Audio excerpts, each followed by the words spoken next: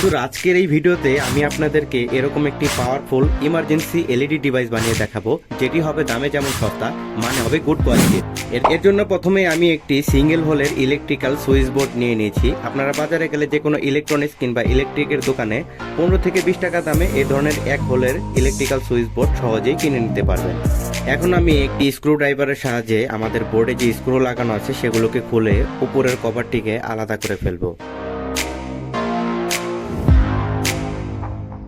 বন্ধুরা আমার হাতে এখন একটি পিভিসি পাইপের শীট দেখতে পাচ্ছেন। আমরা আমাদের ব্যাক পার্টটিকে এই পিভিসি শীটের উপরে বসিয়ে আমাদের প্রয়োজন অনুযায়ী মার্ক করে নেব। তো আমাদের মার্ক করা শেষ হয়ে গেলে আমরা হ্যাকসো ব্লেডের সাহায্যে মার্ক করা জায়গাটা কেটে ফেলবো। তো আপনারা দেখতে পাচ্ছেন আমার পিভিসি পাইপের টুকরাটা কাটা হয়ে গেছে। এখন আমাদের যে কাটা অংশটি আছে এটির চারপাশে অনেক অসমান অংশ রয়েছে। আমি স্যান্ড পেপারের সাহায্যে এই অসমান অংশগুলোকে সমান করে নেব।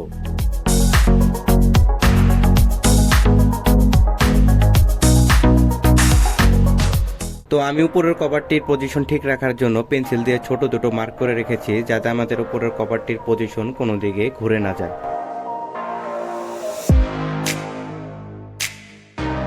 তো এবার আমরা আমাদের বানানো বোর্ডটির উপরে আমাদের যে প্রথম কভারটি ছিল সেটিকে বসিয়ে স্ক্রুর জন্য দুটি মার্ক করে নেব।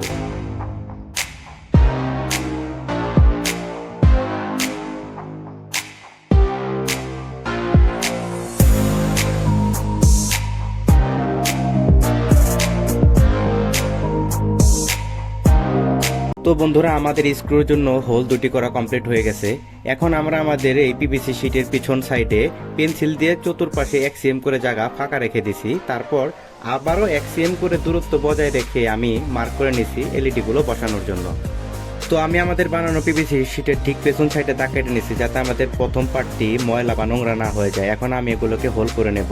বন্ধুরা দেখতে পাচ্ছেন আমার পিভিসি শীটে হোল করা কমপ্লিট হয়ে গেছে। আপনারা শীটের চারপাশে যে বড় ছিদ্রগুলো দেখতে পাচ্ছেন সেই ছিদ্রতে আমি 10 mm সাইজের হোয়াইট এলইডি বসাবো, যেগুলো 3.5 ভোল্টে চলে থাকে। এবং যে ছোট ছিদ্রগুলো দেখতে পাচ্ছেন সেগুলোতে আমি 5 mm এর হোয়াইট এলইডি বসাবো, সেগুলো প্রায় 3.5 ভোল্টে চলে থাকে। তো আমার হাতে থাকে এলইডির এক পিন বড় এবং এক পিন ছোট দেখতে পাচ্ছেন। এখানে বড় পিনটি পজিটিভ এবং ছোট পিনটি নেগেটিভ হিসেবে কাজ করছে। প্রত্যেকটা এলইডিতে ঠিক এভাবে বড় পিন এবং ছোট পিন থাকে। তো বন্ধুরা আমি এই এলইডি গুলোর পজিটিভ এবং নেগেটিভ পিনগুলো সঠিকভাবে খেয়াল রেখে এই সিরিয়াল অনুযায়ী হোলগুলোতে ঠিকভাবে বসিয়ে নেব।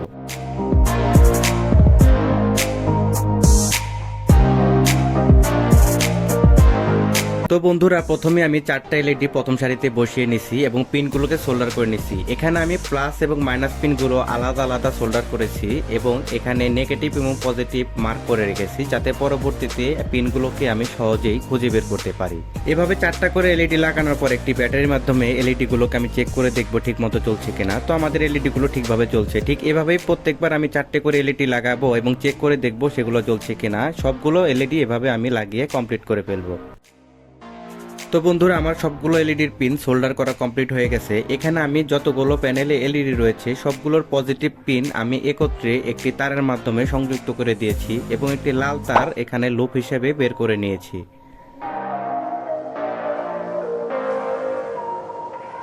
এবং ঠিক অনুরূপভাবে এখানে আমি একটি সাদা তারের মাধ্যমে যতগুলো প্যানেলের এলইডি রয়েছে সবগুলো নেগেটিভ পিন একসাথে সংযুক্ত করে দিয়ে একটি সাদা তার নেগেটিভ লুপ হিসেবে বের করে নিয়েছি। তো এবার আমি আমাদের যে ব্যাক পার্টটি রয়েছে সেটির ঠিক উপরের অংশে দুটো ছিদ্র করে নেব, যাতে আমি একটি টিপ সুইচ বসাতে পারি। এখানে আপনারা যে কোনো ধরনের সুইচ ব্যবহার করতে পারেন।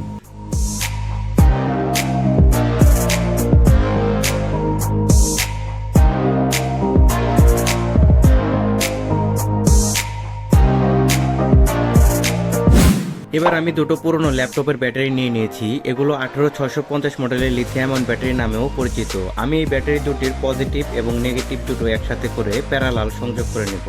আমার প্যারালাল কানেকশন করা কমপ্লিট করা হয়ে গেছে। আমি দুইটি ব্যাটারিকে একসাথে করে প্লাস এবং মাইনাস কানেকশন বের করে নিয়েছি। এখানে আমি পজিটিভের জন্য রেড তার এবং নেগেটিভের জন্য ব্লু তার ব্যবহার করেছি।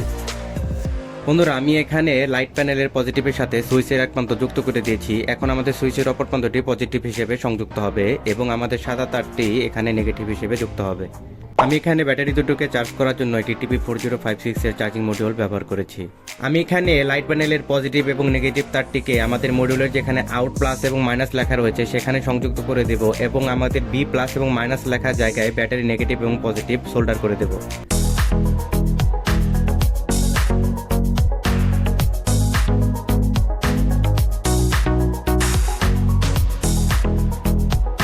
আমার সকল কানেকশন করা কমপ্লিট হয়ে গেছে। এখন আমি আমাদের বক্সের ভেতরে আমাদের চার্জিং মডিউলটিকে এবং ব্যাটারি দুটিকে ভিতরে অ্যাসেম্বল করে গ্লু দিয়ে আটকিয়ে দেব।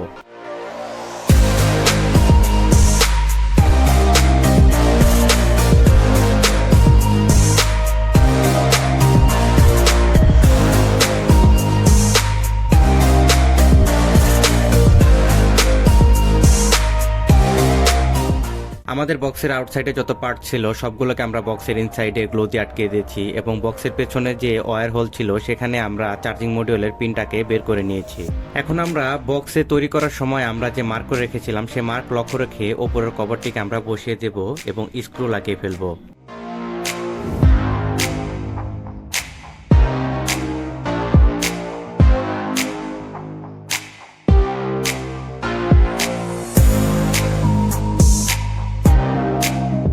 আমাদের স্ক্রু লাগানো শেষ, বক্সটি এখন কমপ্লিট। এখন আমি আমার বক্সের ঠিক পেছনে একটি নিওডিয়াম ম্যাগনেট গ্লু দিয়ে আটকে নেব।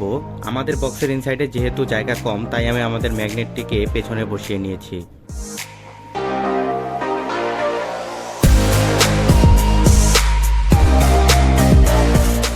সকল কাজ শেষে আপনারা আমার হাতে তৈরি অসম্ভব সুন্দর চমৎকার এমার্জেন্সি এলইডি ডিভাইসটি দেখতে পাচ্ছেন।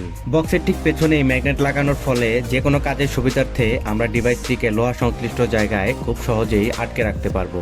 আমরা এই ডিভাইসে মোট 20টি এলইডি বসিয়েছি, যার মধ্যে 5mm সাইজের 3.5 ভোল্টে চলে হোয়াইট এলইডি বসিয়েছি মোট 16টি এবং 10mm সাইজের 3.6 ভোল্টে চলে হোয়াইট এলইডি ব্যবহার করেছি মোট 4 পিস। যেহেতু আমাদের ডিভাইসটিতে এখন চার্জ কম রয়েছে তাই আমরা আমাদের ব্যাটারিকে চার্জ করার জন্য আমি একটি পুরনো মোবাইলের চার্জার ব্যবহার করব। আপনারা যে কোনো ধরনের মোবাইলের চার্জার এখানে ব্যবহার করতে পারেন। ডিভাইসটিতে চার্জিং পিন সংযুক্ত করার সাথে সাথে এখানে রেড লাইটটি জ্বলে উঠবে এবং যখন আমাদের ডিভাইসটি ফুল চার্জ কমপ্লিট হয়ে যাবে তখন এখানে ব্লু লাইট জ্বলবে। এখন আমরা ডিভাইসটি টেস্ট করব। আমার ভিডিওটি যদি আপনাদের কাছে ভালো লাগে তাহলে কমেন্ট করে আপনার মতামতটা জানিয়ে যাবেন। ডিভাইসটি সুইচ অন করার সাথে সাথে চারদিকে যেন আলোয় আলোকিত হয়ে উঠলো। আপনারা দেখতে পাচ্ছেন কোনো প্রকার লেন্স ছাড়া খুব ব্রাইট ফোকাস তৈরি করতে সক্ষম হয়েছে আমাদের তৈরি ডিভাইসটি। ছোট থেকে বড় সকল অবজেক্টগুলোই দেখা যাচ্ছে খুবই চমৎকার ভাবে। পূর্ণ আলোতে 3 ঘন্টা এবং হালকা আলোতে 2 ঘন্টা সহ মোট 5 ঘন্টা ব্যাকআপ পেয়েছি আমাদের তৈরি ডিভাইসটি থেকে, যা আমার কাছে অত্যন্ত যথেষ্ট মানের মনে হয়েছে। এবং আমাদের ডিভাইসটি চার্জিং এর সময় লো চার্জ থেকে ফুল চার্জ হতে 2 থেকে আড়াই ঘন্টার সময় নিয়েছে। আমার ভিডিওতে দেখানো স্টেপ বাই স্টেপ পদ্ধতি অনুসরণ করে নিজের হাতে আপনি নিজেও এই ধরনের একটি দুর্দান্ত ডিভাইস তৈরি করে নিতে পারেন। আমার ভিডিওটি যদি আপনাদের কাছে এতটুকু মূল্যবান লেগে থাকে তাহলে আমার চ্যানেলটিকে সাবস্ক্রাইব করে আমার চ্যানেলের পাশে থাকবেন সবাই। ধন্যবাদ সবাইকে।